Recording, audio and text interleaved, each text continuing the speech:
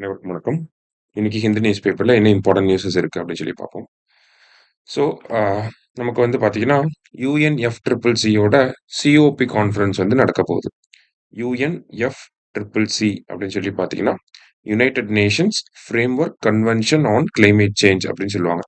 அதோட சிஓபி மாநாடு COP30 ஓகேவா, கான்ஃபரன்ஸ் ஆஃப் பார்ட்டிஸ் அப்படின்னு சொல்லுவாங்க. எங்க நடக்க போகுது அப்படின்னா பெலம் அப்படிங்கிற சிட்டி எங்க இருக்குன்னா பிரேசில்ல நடக்க போகுது.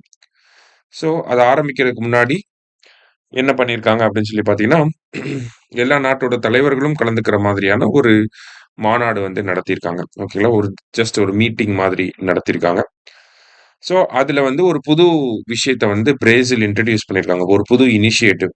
என்னன்னா, டிராபிக்கல் ஃபாரஸ்ட் ஃபாரெவர் ஃபெசிலிட்டி அப்படின்னு சொல்லி ஒரு இனிஷியேட்டிவ். ஓகேவா. இந்த காப் மாநாடோட முக்கியமான ஒரு இனிஷியேட்டிவா இத நம்ம பார்க்கிறோம். டிராபிக்கல் ஃபாரஸ்ட் ஃபாரெவர் ஃபெசிலிட்டி அப்படின்னு சொல்லி குடுத்திருக்காங்க. இதுல இந்தியா வந்து ஜாயின் பண்ணிக்க போறோம் அப்படின்னு சொல்லி நேத்து நம்ம அனௌன்ஸ் பண்ணியிருக்கோம். இந்த டிராபிக்கல் ஃபாரஸ்ட் ஃபாரெவர் ஃபெசிலிட்டினா என்னன்னா ஒண்ணுமே கிடையாது. நமக்கு டிராபிக்கல் ஃபாரஸ்ட் இருக்கக்கூடிய நாடுகள்லாம் இருப்பாங்க இல்லையா? இந்த டிராபிக்கல் ஃபாரஸ்ட் இருக்கக்கூடிய நாடுகள்லாம் அவங்களோட ஃபாரஸ்ட் கவர கம்மியாகாம பார்த்துக்கிட்டாங்க அப்படின்னா, அதுக்கு வருஷம் வருஷம் ஒரு இன்சென்டிவ் அப்படிங்கிறத இந்த அமைப்புல இருந்து தரப்போறாங்க. சரியா? இந்த இனிஷியேட்டிவ் கீழ அதான் பண்ண போறாங்க. டிராபிக்கல் ஃபாரஸ்ட் ஃபாரெவர் ஃபெசிலிட்டி அப்படிங்கிற ஒரு விஷயத்த கிரியேட் பண்ணியிருக்காங்க. அதுல பல நாடுகள் அமௌண்ட்ட குடுத்து கான்ட்ரிபியூட் பண்ண போறாங்க. அந்த அமௌண்ட் எல்லாத்தையுமே இன்வெஸ்ட் பண்ணுவாங்க. ஏதாவது ஒரு ஸ்டாக்ஸ் அந்த மாரி இன்வெஸ்ட் பண்ணி, அதிலிருந்து வரக்கூடிய லாபம் இருக்கு இல்லையா? அந்த லாபத்த எடுத்து என்ன பண்ணுவாங்க? டிராபிக்கல் ஃபாரஸ்ட்ட அப்படியே மெயின்டெயின் பண்ணக்கூடிய கண்ட்ரீஸ்க்கும், டிராபிக்கல் ஃபாரஸ்ட்ட இன்கிரீஸ் பண்ணக்கூடிய கண்ட்ரீஸ்க்கும் அத ஒரு இன்சென்டிவ் மாரி குடுக்க போறாங்க. சரியா? அப்ராக்ஸிமேட்டா பார்த்தோம்னா, ஒரு ஹெக்டேருக்கு வந்து $4 அப்படின்னு சொல்லி ஃபிக்ஸ் பண்ணியிருக்காங்க. இப்போதைக்கு பிரிலிமினரியா இத ஃபிக்ஸ் பண்ணியிருக்காங்க. ஒரு ஹெக்டேருக்கு $4. எவ்வளோ ஃபாரஸ்ட் இருக்கோ அத்தனை ஹெக்டேர்ஸ்க்கு அத இன்டு மல்டிப்ளை பண்ணி நமக்கு குடுப்பாங்க. சரியா? ஸோ இதுல இந்தியாவுமே ஜாயின் பண்ணியிருக்காங்க. பிகாஸ் இந்தியா வந்து ஃபாரஸ்ட் கவர நம்ம இன்கிரீஸ் பண்ணிக்கிட்டே தான் இருக்கோம். ஓகேங்களா? ஸோ நம்மளோட ஃபாரஸ்ட் அண்ட் ட்ரீ கவர பொறுத்தவரைக்கும் பார்த்தீங்கன்னா, 25.17% கிட்ட இருக்கு. ஸோ இத நம்ப 33% இன்கிரீஸ் பண்ணணும் அப்படிங்கிறது நம்மளோட டார்கெட். அப்படிங்கிறப்ப இது நமக்கு பெனிஃபிஷியலான ஒரு விஷயம் தான். அதனால இந்தியா வந்து ஜாயின் பண்ண போறோம் அப்படின்னு சொல்லி சொல்லியிருக்காங்க. ஓகேவா? இத தாண்டி நமக்கு இது வந்து ஒரு குளோபல் இனிஷியேட்டிவா இருக்கு. உலகளாவிய அளவுல இருக்கக்கூடிய ஒரு முக்கியமான நடவடிக்கையா இருக்கு. அப்ப இதே மாதிரி இதுக்கு முன்னாடி ஏதாவது விஷயங்கள் பண்ணியிருக்காங்களா அப்படின்னா, கன்வென்ஷன் ஆன் பயோடைவர்சிட்டி அப்படிங்கிறது 1992ல சைன் பண்ணியிருப்பாங்க. சரியா? Convention on biodiversity 1992. ஸோ இதுலயுமே பார்த்தீங்கன்னா, நமக்கு இந்த ஃபாரஸ்ட்ட வந்து அஃபாரஸ்டேஷன் பண்ணணும் அப்படிங்கிறத சொல்லியிருப்பாங்க. அடுத்ததா யுஎன் ரெட் அப்படின்னு சொல்லி ஒரு இனிஷியேட்டிவ் இருக்கு. 2008ல வந்திருக்கும். இதுல வந்து பாத்தீங்கன்னா, டீஃபாரஸ்டேஷன பண்ணாம இருக்கிறதுக்கு இன்சென்டிவ்ஸ் வந்து குடுத்திருப்பாங்க. ஓகேவா? ரிடக்ஷன் ஆஃப் டீஃபாரஸ்டேஷன் அப்படிங்கிறது தான் இந்த ஃபுல் ஃபார்மே வரும். சரிங்களா? ஸோ டீஃபாரஸ்டேஷன பண்ணாம இருக்கிறதுக்காக இந்த ஒரு இனிஷியேட்டிவ் எடுத்திருப்பாங்க. அடுத்தது பான் சேலஞ்ச் அப்படிங்கிறது இருக்கு. பான் அப்படின்னா ஜெர்மனியில இருக்கக்கூடிய சிட்டி. அந்த அந்த மாநாட்டுல வந்து பாத்தீங்கன்னா 2011ல வந்திருக்கும். பான் சேலஞ்ச் அப்படின்னு சொல்லியிருப்பாங்க.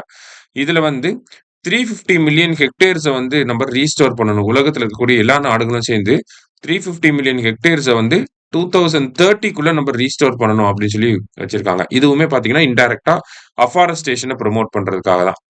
அடுத்ததா பாத்தீங்கன்னா, நமக்கு பாரிஸ் அக்ரீமெண்ட் இருக்கு. கிளைமேட் சேஞ்ச்ல இருந்து நம்ம காப்பாத்திக்கணும்னா, அதுக்கு வந்து அஃபாரஸ்டேஷன் அப்படிங்கிறது ஒரு முக்கியமான விஷயம் அப்படிங்கிறத இந்த இடத்துல பாரிஸ் அக்ரீமெண்ட்ல சொல்லியிருப்பாங்க. இது எல்லாமே இதுக்கு முன்னாடி இந்த டிராபிக்கல் ஃபாரஸ்ட் ஃபாரெவர் ஃபெசிலிட்டி அப்படிங்கிற இந்த இனிஷியேட்டிவ் வரதுக்கு முன்னாடி குளோபல் லெவல்ல இருந்த அஃபாரஸ்டேஷன் இனிஷியேட்டிவ்ஸ் அப்படின்னு சொல்லி நம்ம பார்க்குறோம். ஓகேங்களா? மரம் வளர்க்கறதுக்கான இனிஷியேட்டிவ். எதுக்கு மரங்கள் அதிகமா வளர்க்குறோம்னா, இது எல்லாமே கார்பன் சிங்க்கா ஆக்ட் ஆகும். கார்பன் சிங்க்னா என்னது? நமக்கு அட்மாஸ்பியர்ல இருக்கக்கூடிய கார்பன் டை ஆக்சைடு அப்சர்வ் பண்ணிக்கும் மரங்கள்லாம். அதுதான் நம்ம கார்பன் சிங்க் அப்படின்னு சொல்றோம். ஸோ கார்பன் சிங்க்கா ஆக்ட் ஆகும். நெறைய பாசிட்டிவான விஷயங்கள் இருக்கு. நமக்கு ஆக்ஸிஜன் வெளிய வருது. அந்த மாரி விஷயங்கள்லாம் உங்களுக்கே தெரியும். ஓகேவா? ஸோ இதுக்காக தான் இந்த அஃபாரஸ்டேஷன் அப்படிங்கிறத ஃபோக்கஸ் பண்றாங்க. அதுக்கான ஒரு நியூ இனிஷியேட்டிவா இன்சென்டிவ்ஸ் குடுக்குற மாதிரி இந்த டிராபிக்கல் ஃபாரஸ்ட் ஃபாரெவர் ஃபெசிலிட்டி அப்படிங்கிறத பிரேசில்ல அனௌன்ஸ் பண்ணியிருக்காங்க. சரியா? ஸோ இத தான் நம்ம முதல் செய்தியா பார்க்குறோம். அடுத்ததா வந்து பார்த்தீங்கன்னா, நமக்கு இந்த ஸ்ட்ரே டாக் இஷ்யூ வந்து போயிட்டு இருக்கு இல்லையா? ஸோ இப்ப ரீசென்ட்டா சுப்ரீம் கோர்ட் என்ன சொல்லியிருக்காங்க அப்படின்னா, எல்லா ஸ்ட்ரே டாக்ஸையுமே வந்து பிடிச்சு அந்த ஸ்ட்ரே டாக்ஸ்க்கு வந்து பார்த்தீங்கன்னா, அந்த டாக் ஷெல்டர்ஸ் ஓகேங்களா? அந்த நாய்கள் காப்பகத்துல கொண்டு போய் போட்டு, அங்க வந்து ஸ்டெரிலைசேஷன் பண்ணணும் அப்படின்னு சொல்லியிருக்காங்க. அதாவது அந்த கருத்தடை அப்படிங்கிறத பண்ணி, அந்த நாய்களுக்கு வந்து வேக்சினேஷன் பண்ணணும் அப்படின்னு சொல்லியிருக்காங்க. வேக்சினேஷன் பண்ணிட்டா, அந்த நாய்கள் நம்மள கடிச்சா நமக்கும் ரேபீஸ் வராம இருக்கும். சரியா? ஸோ இந்த ஒரு விஷயத்த பண்ண சொல்லியிருக்காங்க. இருந்தாலும் இந்தியால வந்து பார்த்தீங்கன்னா, இந்த டாக் ஷெல்டர்ஸ் அப்படிங்கிறது பராமரிப்பு இல்லாம இருக்கு. பல இடங்கள்ல, பல முனிசிபல் கார்ப்பரேஷன்ல டாக் ஷெல்டர்ஸே கிடையாது. ஸோ இந்தியாவோட கான்ஸ்டிடியூஷன் படி பார்க்குறப்ப, நம்மளோட fundamental டியூட்டீஸ்ல article 51 A sub clause G என்ன சொல்லுது அப்படின்னா, அ வாழும் உயிரினங்கள் மத்தியில நம்ம வந்து ஒரு கருணை இருக்கணும் அப்படின்னு சொல்றாங்க. We should have compassion for living creatures அப்படிங்கிறது நம்மளோட fundamental duties article 51 A sub clause ஜில வந்து சொல்லியிருக்காங்க. ஆனா நம்ம இந்த சுப்ரீம் கோர்ட் ஜட்ஜ்மெண்ட் படி பார்க்குறப்ப பெரிய அளவுல ஷெல்டர்ஸே இல்ல. அப்ப அந்த இடத்துல நாய்கள கொண்டு போய் போட்டோம்னா, அது நாய்களுக்கு ஒரு பெரிய ஒரு வலிய தான் ஏற்படுத்தும்.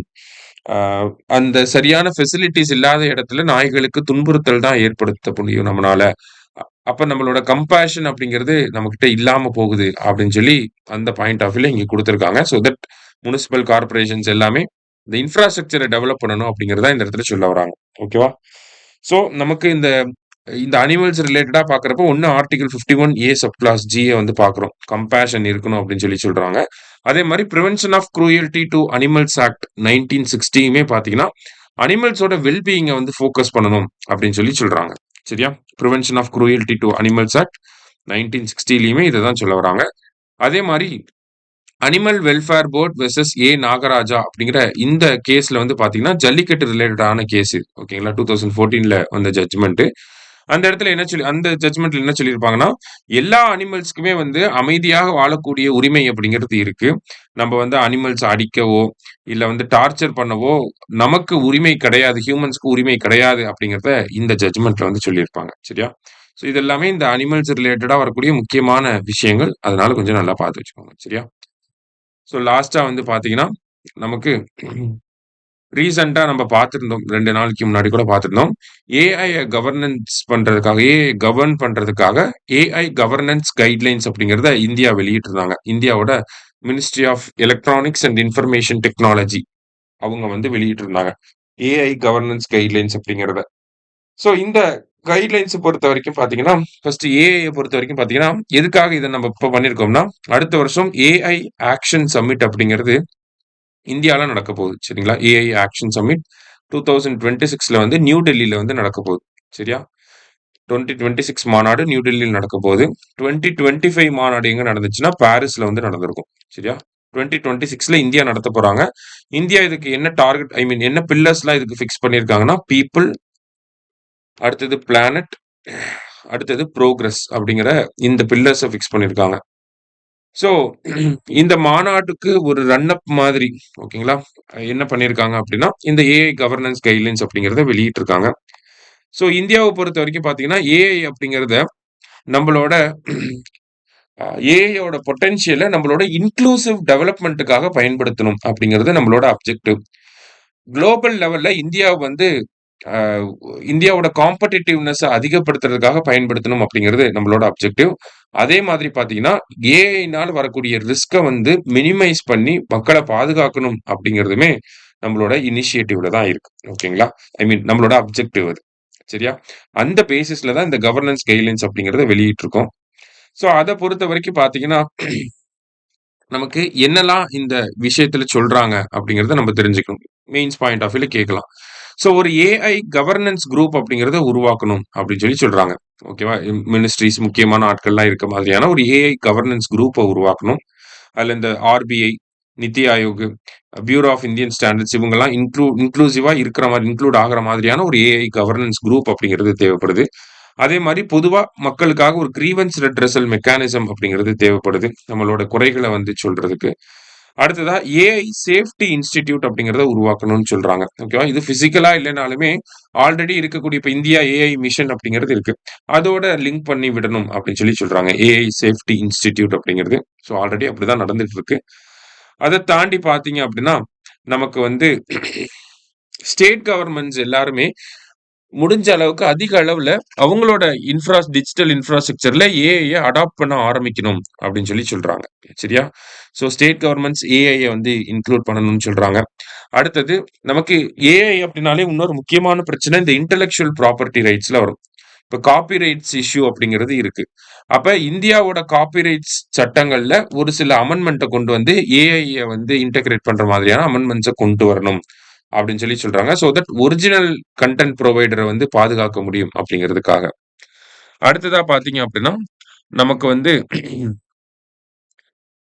கன்டென்ட் ஆத்தென்டிகேஷன் இப்ப ரீசென்ட்டா கூட பார்த்தீங்கன்னா, நம்மளோட மினிஸ்ட்ரி ஆஃப் ஐடி மினிஸ்ட்ரி வந்து என்ன சொல்லியிருப்பாங்கன்னா, social media giants like Insta, Twitter இவங்கலாம் இருக்காங்க இல்லையா? ஸோ அவங்கலாம் அவங்க பிளாட்ஃபார்ம்ல ஒரு கன்டென்ட் வருது அப்படின்னா, அது வந்து நேச்சுரல் கன்டென்ட்டா, இல்ல சிந்தெடிக் கன்டென்ட்டா அப்படிங்கிறத மென்ஷன் பண்ணணும். சிந்தெடிக் கன்டென்ட் அப்படின்னு என்ன சொல்ல வராங்கன்னா, ஏஐ ஜெனரேட்டட் கன்டென்ட்டா அப்படிங்கிறத மென்ஷன் பண்ணணும் அப்படின்னு சொல்றாங்க. இததான் வந்து கன்டென்ட் ஆத்தென்டிகேஷன் அப்படின்னு சொல்றோம். ஸோ இந்த மாதிரியான விஷயங்கள பண்ணணும்னு சொல்றாங்க. அடுத்ததா பார்த்தீங்க அப்படின்னா, நமக்கு ஆல்ரெடி எக்ஸிஸ்டிங்கா இருக்கக்கூடிய டிஜிட்டல் பப்ளிக் இன்ஃப்ராஸ்ட்ரக்சர் எக்ஸாம்பிள்க்கு ஆதார். அது வந்து ஒரு பெரிய டிஜிட்டல் பப்ளிக் இன்ஃப்ராஸ்ட்ரக்சர். ஸ்மார்ட் கார்டுலாம் இருக்கு. ரேஷன் கார்டுல ஸ்மார்ட் கார்டுலாம் இருக்கு.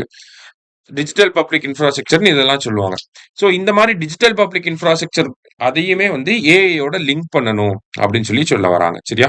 ஸோ இந்த மாரி முக்கியமான ரெக்கமெண்டேஷன்ஸ் என்ன அப்படிங்கிறத கூட நமக்கு கேட்கலாம். ஏஐ கவர்னன்ஸ் கைட்லைன்ஸோட கீ அ புரோவிஷன்ஸ் என்ன அப்படின்னு கேட்கலாம். அப்ப ஏஐ கவர்னன்ஸ் குரூப் அப்படிங்கிறது எழுதலாம். Grievance redressal mechanism, AI safety institute, அடுத்தது ஸ்டேட் கவர்மெண்ட்ஸ் ஏஐ அடாப்ட் பண்ணணும். அடுத்தது காப்பிரைட்ஸ் லா, அடுத்தது கன்டென்ட் ஆத்தென்டிகேஷன், அடுத்தது டிஜிட்டல் பப்ளிக் இன்ஃப்ராஸ்ட்ரக்சர். இத ஒரு 10 மார்க்காவும், 15 மார்க்காவும் நம்மளால டெவலப் பண்ணி எழுத முடியும். சரிங்களா? ஸோ இந்த பாயிண்ட் ஆஃப் வியூல இந்த ஒரு ஆர்டிக்கிள நீங்க ஒரு தடவ படிங்க. உங்களுக்கு புரிஞ்சத வச்சு நோட்ஸ் எடுங்க. சரியா? ஸோ இன்னைக்கு நியூஸ் பேப்பர்ல முக்கியமான கன்டென்ட்ஸ பார்த்திருக்கோம். நன்றி.